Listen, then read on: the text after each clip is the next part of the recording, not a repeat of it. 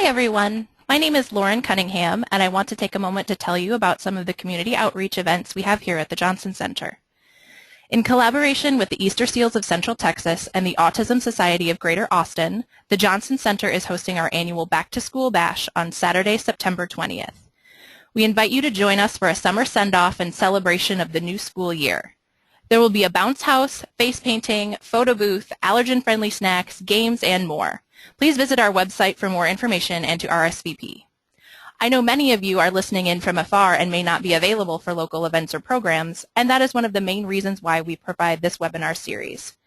Parents and professionals alike can register for any of our free webinars and have access to some very informative topics and experienced presenters. We host multiple webinars per month, so please visit our website at www.johnson-center.org to view our 2014 schedule and register. If you are not on our email list, which enables you to get these announcements directly, I encourage you to visit our website and click on the Join Our Email List link. To get instant news and events from the Johnson Center, you may also follow us on Facebook and Twitter, as we often announce grant and scholarship opportunities, research opportunities, and last-minute events and presentations there. You can find links for these on our website as well. I encourage all who are listening to check out the blog on our website, as we offer information on current nutrition, medical, behavior, education, and research topics.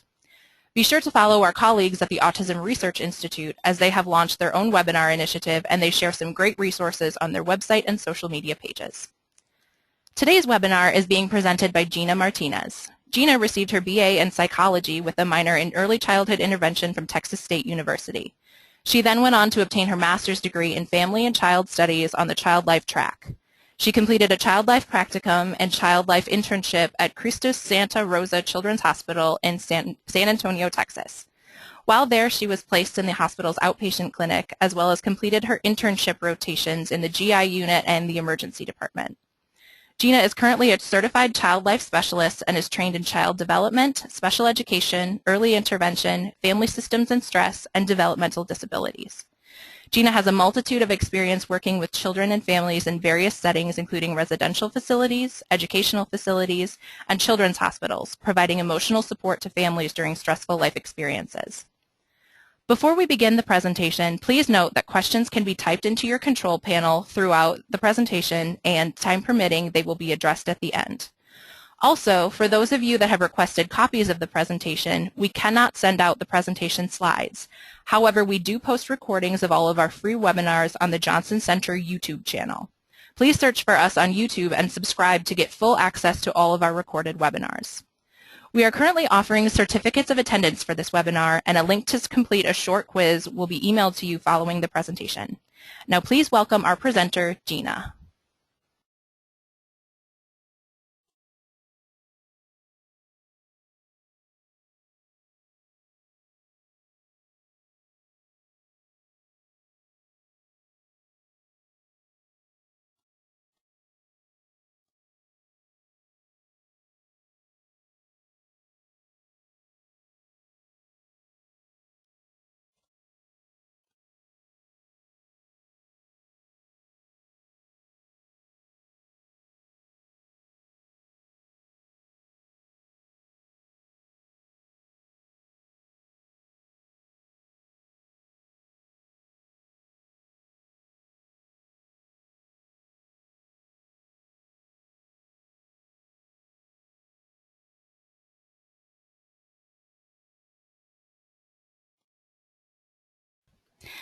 Hi, good afternoon, and thank you for attending today's webinar, Inclusion Beyond the Classroom.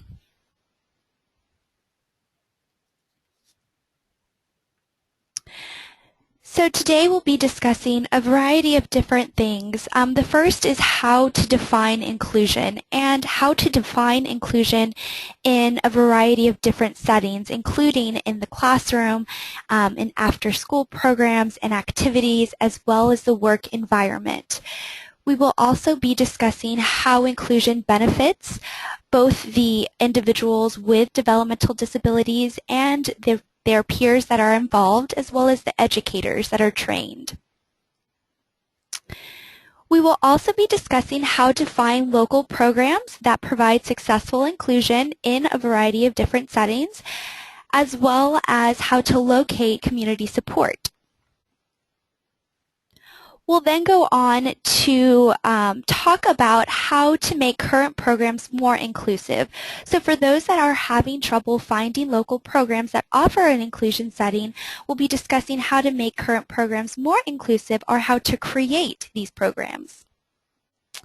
And one way that we can do that is by finding professional that can help build that gap or bridge that gap. So we'll be talking about how to find professional support services in your area, as well as discuss future recommendations and further research for this topic.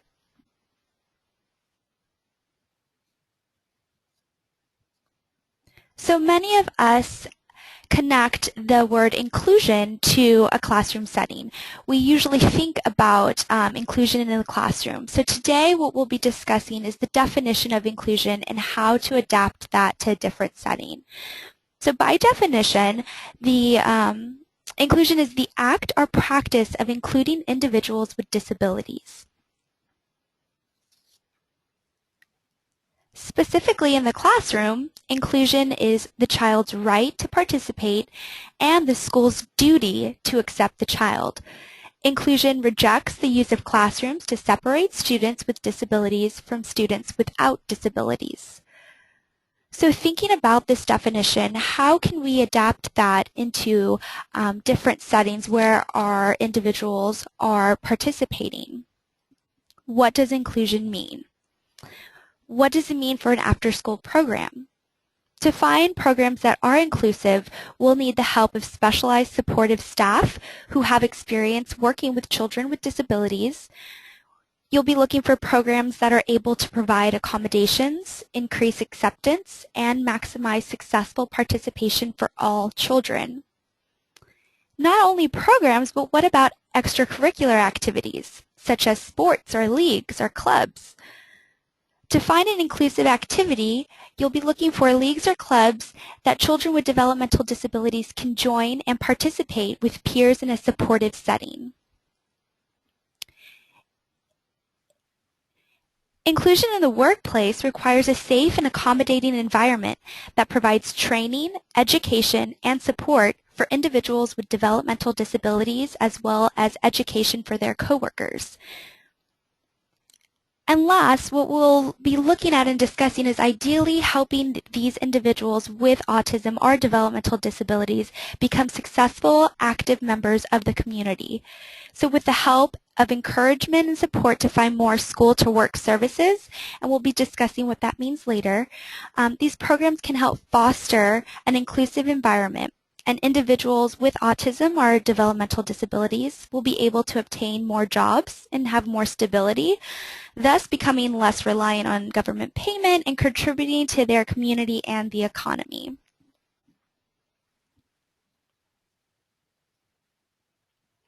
So why is this important? Why are we thinking about inclusion? Well, we did a little bit of research, and a study actually found that preschoolers with disabilities who attended mainstream classes with highly skilled peers were using developmentally appropriate language. By comparison, children with developmental delays that were not mainstreamed remained far behind their typically developing peers. So this study does not reflect all children, as they will respond differently. However, the concept we want to frame and highlight from this study is the advantage of offering equal opportunity for growth and thus having the best chance for these kids to succeed. So we know inclusion is important. What other benefits for those individuals with developmental disabilities?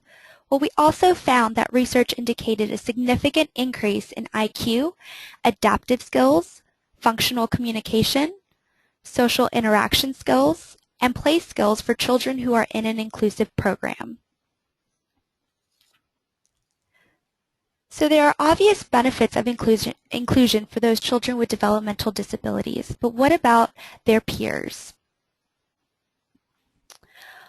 Well, studies have found that peers' performances were actually significantly better when they were in an environment that was inclusive. Peers showed a higher level of acceptance, understanding, and tolerance of individual differences. Peers reported that the programs helped them understand differences in physical appearance and behavior, as well as acknowledge the feelings of students with disabilities. They actually provided a survey to the students and their peers, and the students indicated that inclusion would be able to foster friendships. And so what we're looking at is the opportunity for social engagement and friendships.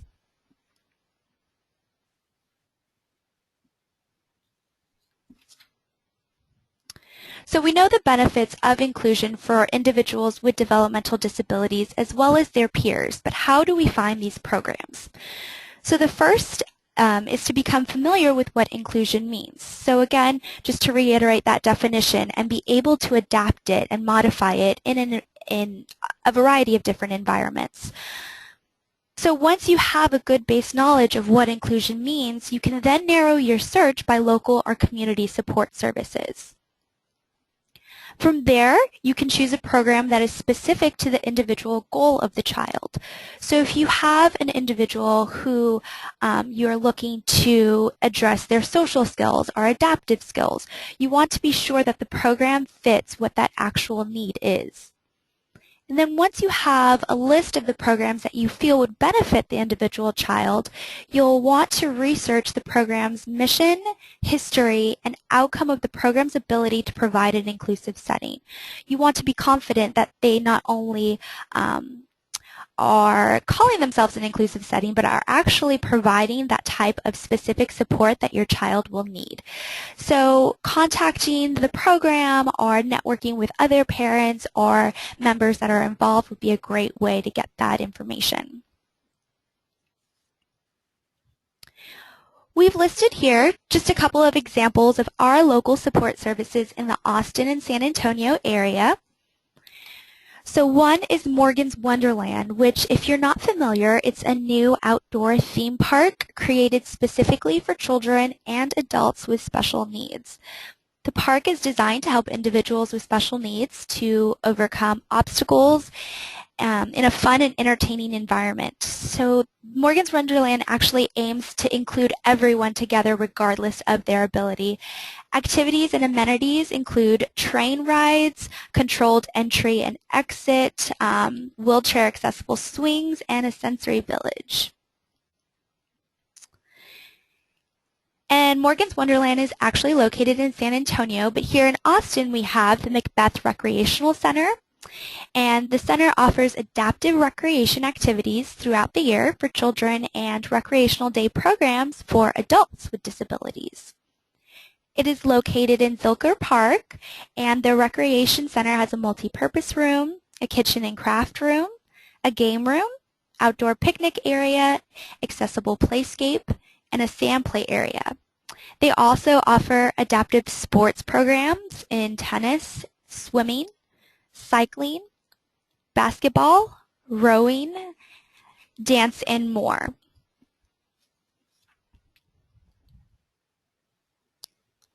So other ways that you can locate support services are through the use of online resources. So we've included this resource, which is the Inclusion Project. If you follow the link, it would actually connect you to their website where you can find local services. You just enter your zip code and then type the resource you're looking for. For example, if you were looking for specific camps, events, after-school programs, educational programs, or community resources, you would just click on that specific service and then enter in your zip code, and you will find a list of those that are available to you. If you currently offer an inclusive program and wish to extend your services, this would also be a helpful tool. The website allows you to enter your program so that your community and others can easily find you and access your resources.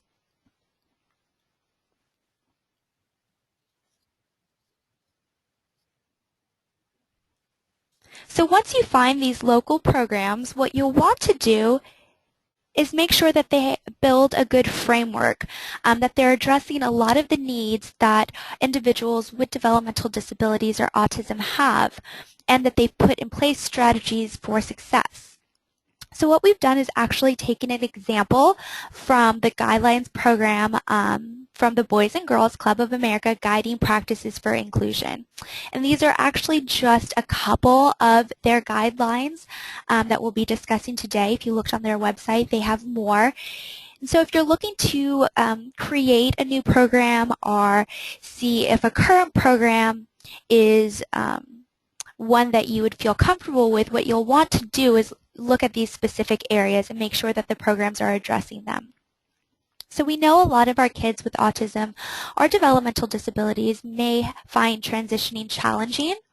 And so what the Boys and Girls Club has actually done is be sure to address that challenge. They have their program displayed and their schedule is adapted as necessary to ensure that all members can understand it. You'll want to be sure that the program offers a safe and positive environment, and one way to do so are have staff members that are trained and made aware of strategies to support positive behavior and will work with family when an individual plan is needed. You'll also want a program that has staff trained in general disability awareness. For example, you want staff who are trained in person first language, communication strategies, as well as being aware of specific emergency procedures or evacuation plans. And then you'll want to seek a program that offers supportive relationships. Staff members may receive training and develop necessary skills to foster and facilitate friendships between members with disabilities and their peers. Programs can also offer opportunities and expectations. So the programs can plan on continued effort to expand these opportunities for youth with developmental disabilities. One way to do so is to be able to provide leadership opportunities to those members. And then overall operations and support. So how do these programs ensure that their inclusive environment is supportive? So one way that they can do that is provide a measure of outcomes reflecting their recruitment and maintenance levels of members with disabilities to ensure that the program is sustaining quality experiences and inclusive programming for all members.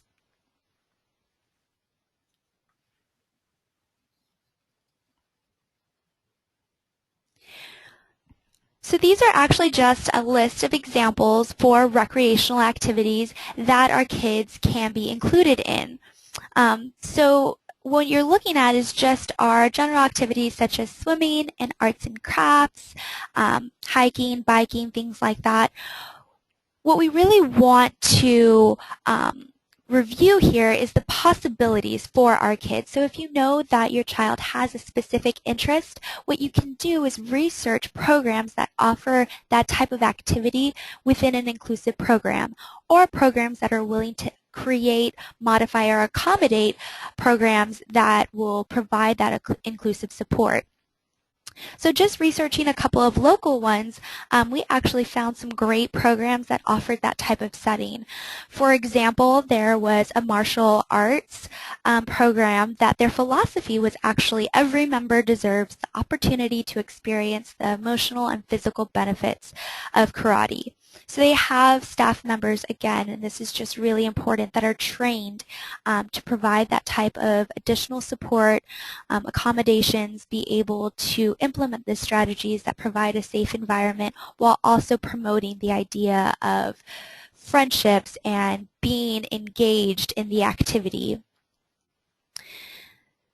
So the basic framework is that although accommodations and modifications may need to be put in place, children with autism and other developmental disabilities should have the same opportunities as their peers. They should be encouraged to be part of recreational activities that can help foster friendships, build community support, increase knowledge and understanding to peers and educators working with them.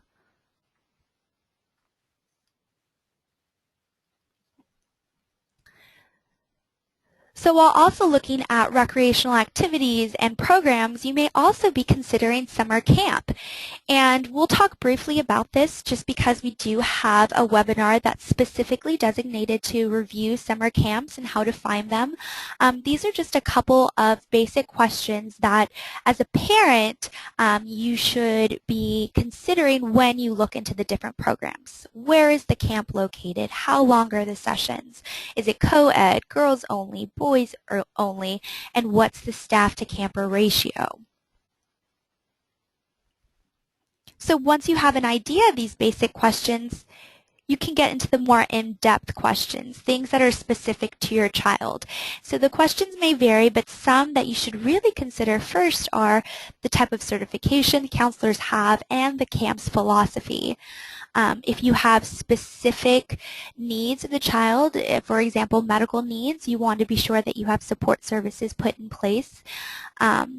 For example, what's the procedure if your child develops a complication related to his or her medical problem? How far is the nearest hospital? And if your child needs specialized treatment, is it available at that hospital?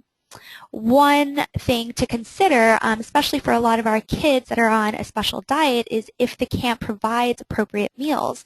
And if not, can family members provide that food? And then, of course, one thing to always consider and always ask is if staff members have a background working with kids with special needs, and do they have that training?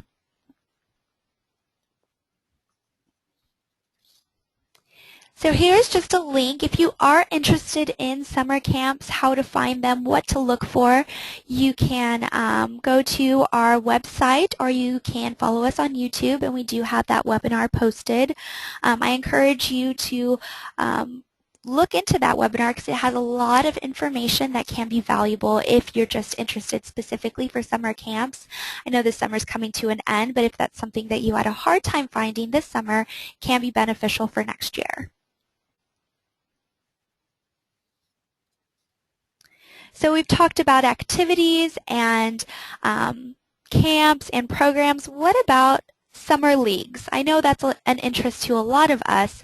We researched one and found the Miracle League, which is a baseball league for children 4 through 19 with physical and cognitive disabilities. Games are 2 innings and last about an hour. Everybody bats, nobody is out, and everybody scores. I love that. Players are paired with buddies, middle or high school age peers who protect them on the field and facilitate player participation. So again, what we're looking at here is not to promote specific activities or leagues, but is the idea that these leagues exist and that we can create more that can foster the opportunity for these kids to have those experiences. We'll discuss this in today's webinar as well as previous webinars and I'm sure future webinars, but it's a term that I really want us to become comfortable with, the idea of redefining normal. And normal life experiences for kids in the summer are to be included in these after-school programs, or these leagues, or these clubs, activities. And so what we really want to kind of look at is to create these opportunities is that it can be a normal life experience for these kids. Even though we do have to provide accommodations and modification, they aren't limited. They should be encouraged and promoted to participate in these type of activities.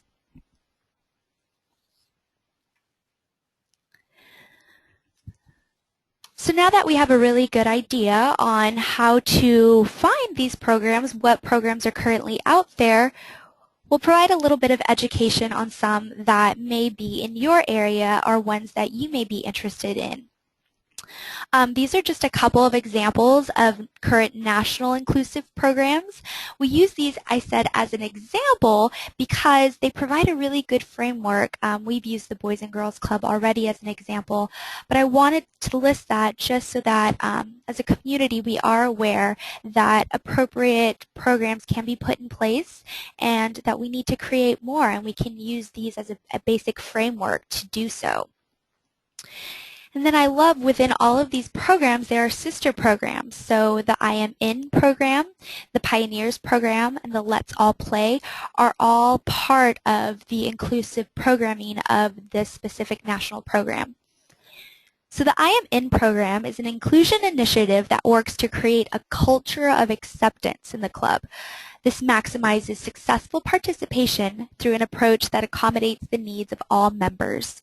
The club utilizes supportive staff that are trained and have experience working with youth with disabilities and can provide appropriate accommodations. The Pioneer program is a program designed for children with autism, cognitive impairment, and other developmental disabilities, or individuals who have challenges with social or emotional development. The program is modified for the individual needs, and it seeks to increase a child's sense of independence and build friendships and ability to trust others. And then the Let's All Play, which is part of the National Inclusive Project. This is a research-validated national model funded by the project that brings an inclusive recreational experience to children with disabilities by giving them the same experiences as children without disabilities. All children participate together in recreational activities such as arts and crafts and swimming, community services, and physical fitness and more. So if you're interested in some of these programs, I encourage you to contact your local Girls and Boys Club or YMCA and just ask if they offer a program that's similar or if they'd be willing to create a program that is similar.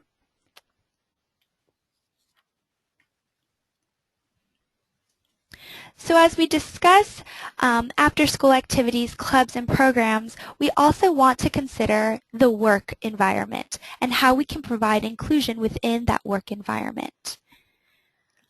So according to the Autism Society, there is an 80% unemployment rate for individuals with disabilities. Obviously, there is a significant need for state and local services to recruit, retain, and promote employees with autism. And one way that we can do that is to look into school-to-work services. And school-to-work services are programs that offer transitional support to help adolescents and young adults. Again, we'll briefly discuss transitioning. We do have a webinar dedicated to that specific topic. If you're interested in that, again, I encourage you to look on our YouTube website. There is a lot of information on transitioning. What we really want to talk about today is the school-to-work services, or the idea of a program that would focus specifically on drafting resumes or practicing interview skills, practicing job skills, perfecting that job skill or job set that can help these individuals with developmental disabilities to find employment. We can also look into finding mentors or support staff that are trained in these strategies and can help make the transitioning easier. And later in the webinar, we'll discuss how to find these specific professionals or support staff members.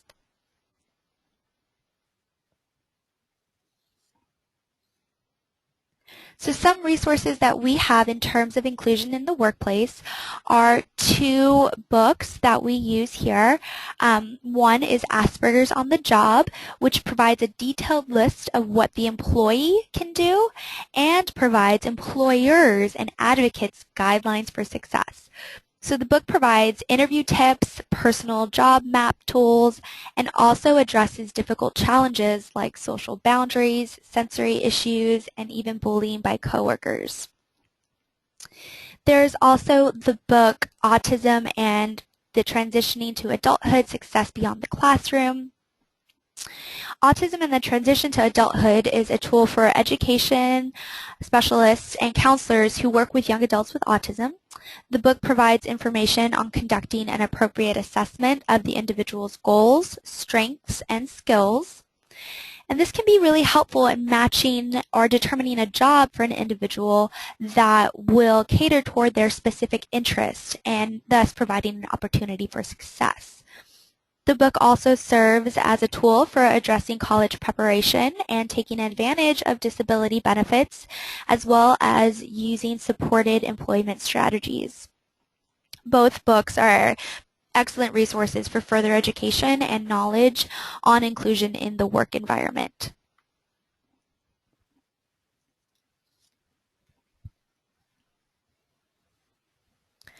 So I've included this slide just so as a community we are aware that October is a time when businesses of all sizes and in all industries recognize the talents that people with disabilities add to their organization and communities. So it's something that I think really affects us all, something that we need to all be aware of and advocate and be a little bit more supportive in terms of finding resources for one another and building on the current ones we already have.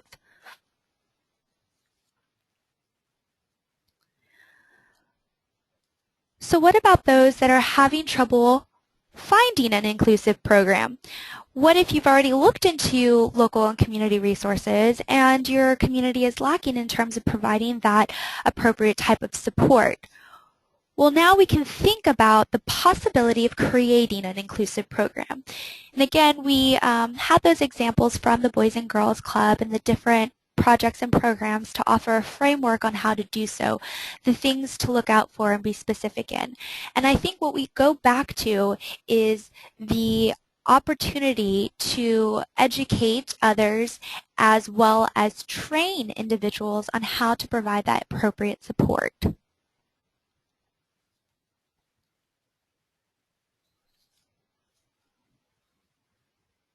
So when you're thinking about creating a new program, you need to consider the individual goals or the IEP goals. And that's something that you can discuss before transitioning out of school. You'll want to discuss curriculum areas in terms of academics, social, language communication, occupational, self-help skills, self-advocacy skills in your IEP meeting so that you have a basic knowledge of what your individual would need to seek in terms of more support services. So once you have a list of these goals, you can determine what type of program would be the best fit. And then again, we go back to education and training for those that can help provide that type of support. And looking and becoming familiar with support services that are already put in place.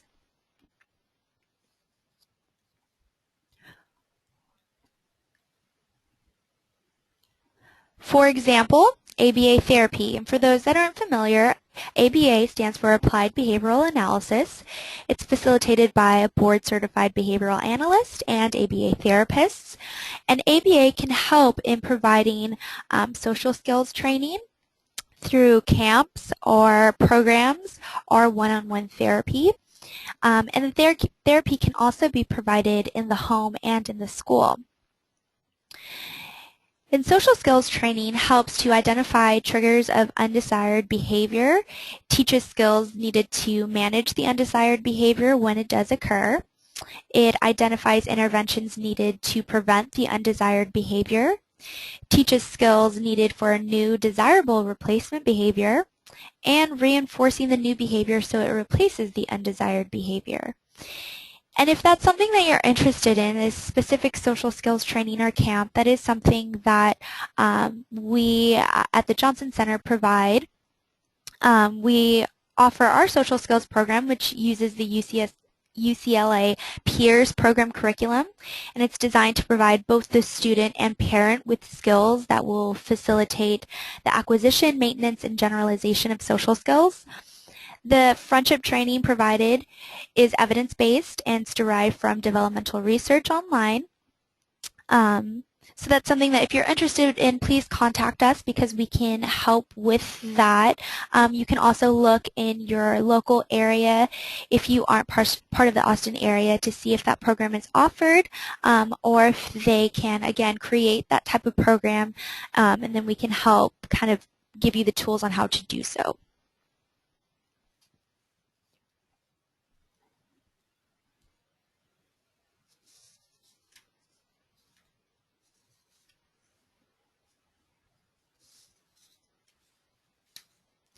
Other professional support services include the use of recreation therapy. Recreation therapy is facilitated by a certified recreation therapy specialist or a CTRS. Recreation therapy helps children develop skills needed to enhance independence in the community while participating in recreation activities that improve and promote social interaction with others. Rec therapy can be provided in groups or in the community. The therapists also address independent skills such as ability to take public transportation, eat out in a restaurant, and navigate through stores. So these were just some examples of professional support services. There are, of course, many that are already put in place. The idea is to become educated in what services are already there and what individuals can help with finding resources for you.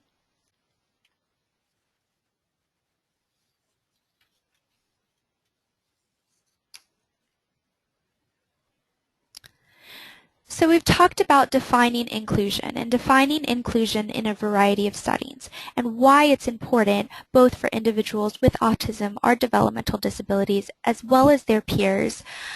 We've also talked about how to find these programs and how to access those programs, and when those programs are limited, how to create new programs and the opportunities of creating new programs for all of the individuals within the community.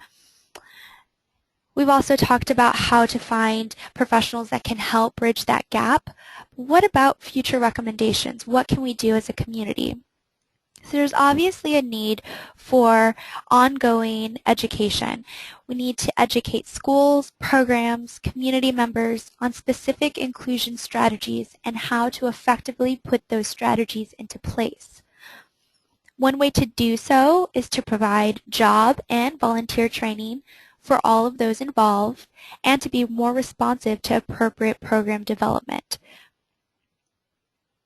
We can also help by finding resources and becoming educated on supportive team members and professionals that can help bridge that gap, and thus we can create new opportunities with the help of those services. There's also a need for ongoing evaluation and monitoring of inclusion.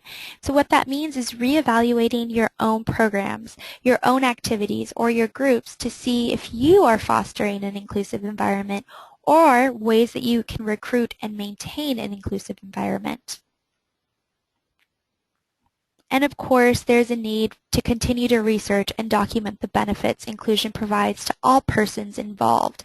So ongoing research and participation is needed to evaluate the effectiveness and long-term benefits of inclusion for children with developmental disabilities as well as their peers.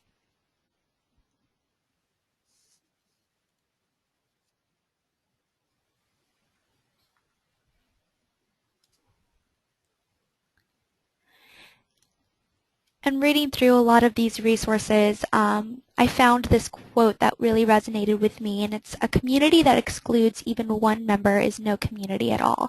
And I think that's what we really want to send as a message, especially from this webinar, is the fact that, again, these opportunities exist, and inclusion can be in all environments. It can be done in after-school programs and activities, in sports, in leagues, in clubs, in the work environment, if the appropriate training, education is involved. And what that also means is that you have these specific individuals who are trained but also recognize their responsibility as a mentor or as a supervisor to acknowledge the individual and help them with whatever strategy they have, to be sure that our coworkers are providing that accommodating environment, that they're aware of the limitations, that they're aware of the strategies put in place so that we can appropriately respond if needed, that we have an environment where all members work together to provide that inclusive setting, and that we're aware of what inclusion actually means. It's not just the idea that everyone should be included, but it's the idea of promoting and enhancing engagement and the ability to foster friendships and the ability to offer as a community the same equal opportunity for all members.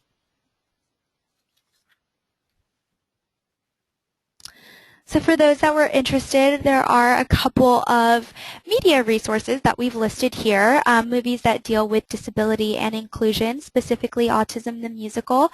There are a couple of movies that you can check out if you're interested in how to overcome these challenges or the characters or how they faced it.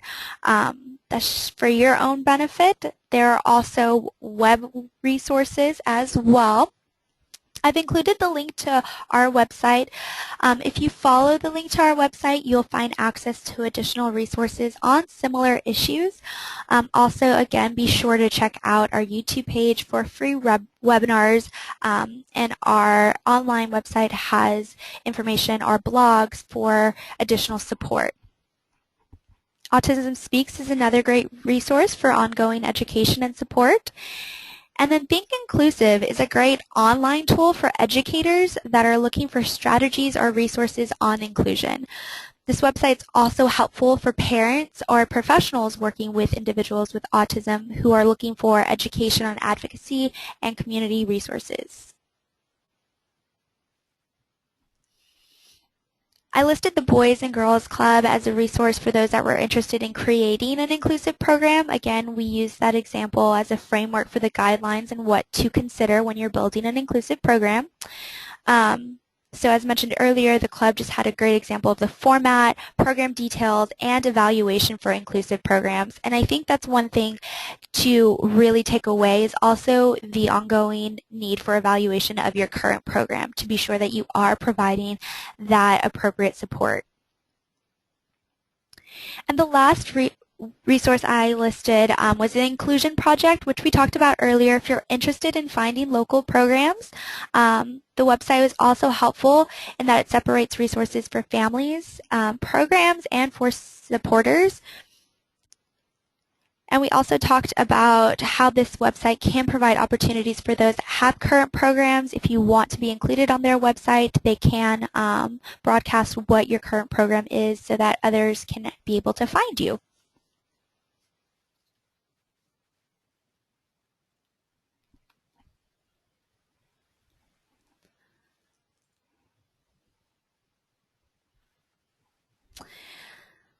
So last is just a couple of academic journals that we used for today's webinar. We do have, it looks like, some time to go over some questions. So if you do have any questions, please send those in. I will take a moment to review and get back to as many as possible.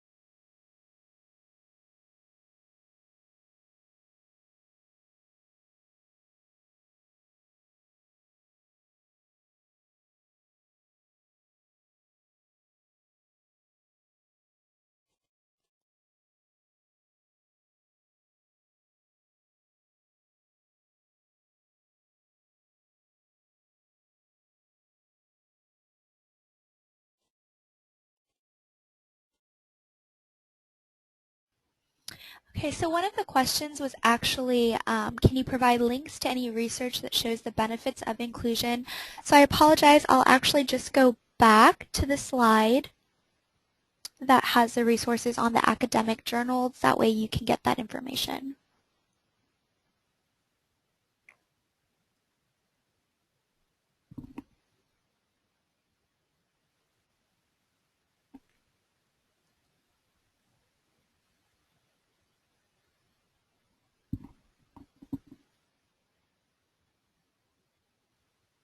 There we go. All right, so if you have a moment, these were just a couple that I used specifically for the webinar, but there are various articles, probably some that are a little bit more updated. I know some of these, like this one here is 1999, but this one here is 2014. I do encourage those that are interested in finding more information on research articles, because I think that that really helps us understand once we have an idea of the specific benefits for all involved.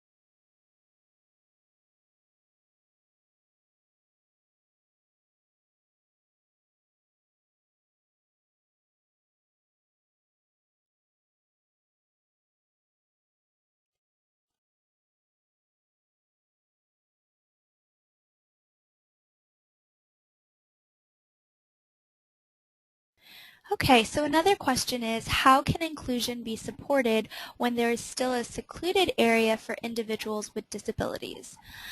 So I might need a little bit more information in terms of the environment, but based off this question, I would consider the fact that during the opportunities for inclusion, so if they're just secluded for a certain time of day, if they're taken out of the classroom, or in any other opportunities where they are involved or engaged with their peers, I would promote the idea of the specific strategies that need to be put into place. If you're talking about a program that just provides a secluded area, so inclusion is not integrated at all, what I would do is talk to either the educator or professional that provides that type of support during that setting, whether it be therapy session or during the classroom, and request that you feel like inclusion would benefit your child and the reasons why it would. Because that's something that I think, again, it goes back to just being able to become really knowledgeable of what inclusion means and become educated. That way you can educate others and you can find those professionals that are already educated and have them serve as well. So if you had a therapist who was trained, then you can help, or you can ask them for their help in terms of providing that support in other areas too.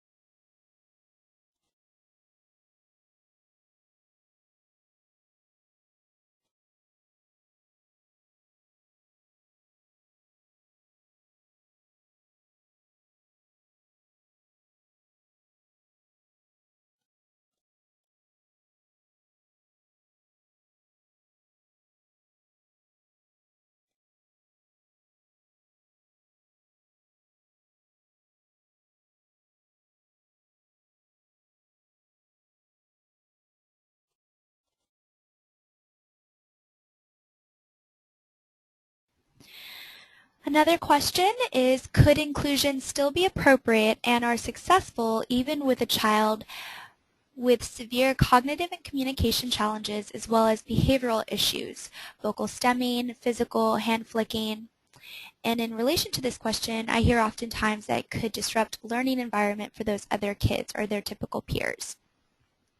This is a great question. I love this question because I think that what it comes down to is that a lot of our educators or professionals may be thinking the same thing. Even as parents, we may be thinking the same things, that maybe inclusion isn't appropriate because it can be distracting or limiting.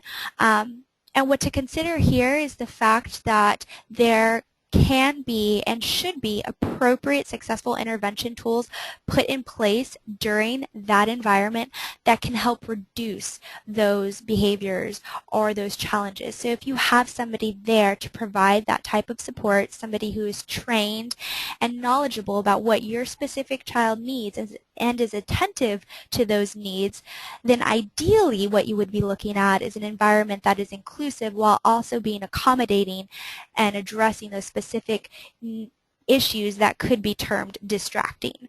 So if in an inclusive environment, if there's appropriate strategies put in place, yes, it definitely can be successful.